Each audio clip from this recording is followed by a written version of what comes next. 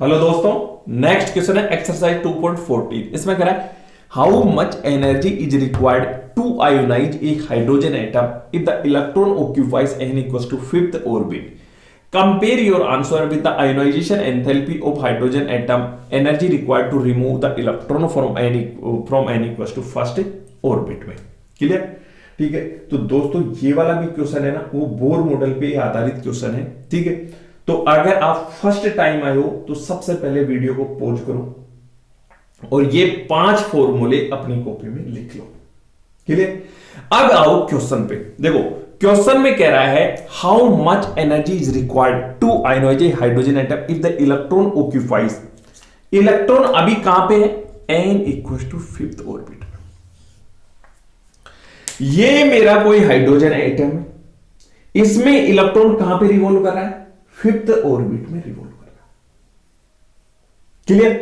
अब ये कह रहा है आयोनाइज करना है, तो आयोनाइज करना का मतलब क्या है कि n इक्वल टू कहां पे पहुंचाना है? इन्फिनिटी पे पहुंचाना। मतलब इलेक्ट्रॉन का हाइड्रोजन, इस हाइड्रोजन एटम से कोई लेना देना नहीं हो, तब वो इन्फिनिटी पे जाएगा, तभी तो लेना देना नहीं हो रहेगा।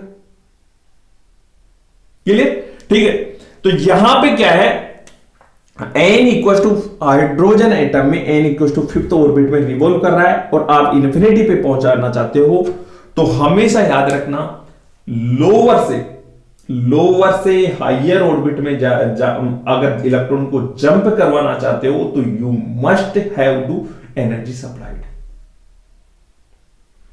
आपको एनर्जी सप्लाइड करनी पड़ेगी, तभी तो आप जंप करवा पाओगे उसको।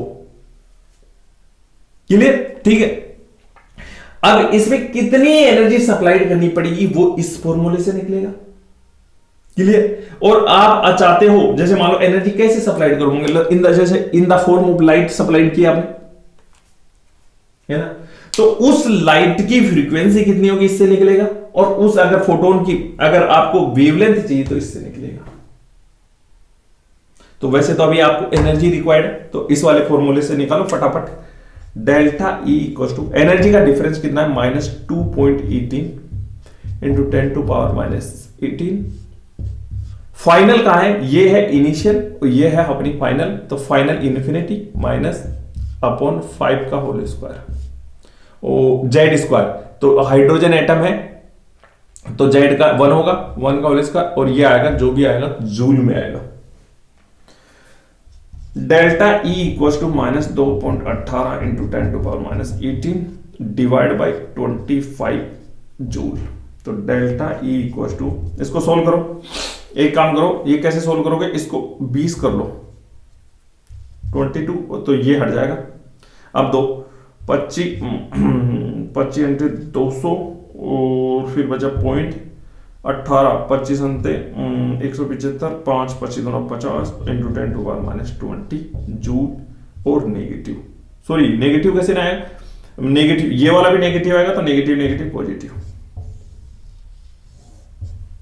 देखो अब ध्यान से सुनो, अगर यहां पे अगर जैसे मान लो किसी दूसरे ऑर्बिट की बात कर रहा हूं, अगर n इक्वल टू 3 ऑर्बिट से फिफ्थ ऑर्बिट, किसी भी ऑर्बिट में सबसे पहला काम ये कर लिया करो, किस ऑर्बिट से जंप कर रहा है, यानी फिफ्थ से 2 में जा रहा है, 2 से फिफ्थ में जा रहा है, किसी भी ऑर्बिट में पहले ये लिख लिया करो, इनिशियल ऑर्बिट कौन सा है, फाइनल ऑर्बिट कौन सा है। एनर्जी का डिफरेंस ये, तो ये अगर प्लस आया तो you must have to energy supply. अगर यहां पे नेगेटिव आया मतलब हायर ऑर्बिट से लोअर ऑर्बिट में आ रहा है इलेक्ट्रॉन, और वो एनर्जी रिलीज करेगा in the form of light. इसके नेक्स्ट पार्ट में कह रहा है compare your answer with the ionisation enthalpy of hydrogen atom, energy required to remove electron from n equal to first orbit. ठीक है, तो इस वाले में क्या करोगे, देखो n equal to first initial first orbit में, और पहुंचाना कहां पे? इन्फिनिटी पे हाइड्रोजन एटम के लिए।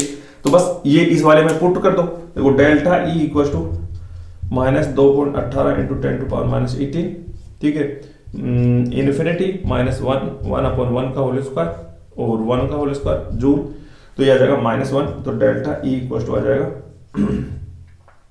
2.18 into 10 two power -18 joule plus. Clear? तो अब इन दोनों को कंपेयर कर लो, देखो इसमें इतनी एनर्जी रिक्वायर्ड होगी और इसमें इतनी एनर्जी रिक्वायर्ड होगी। क्लियर।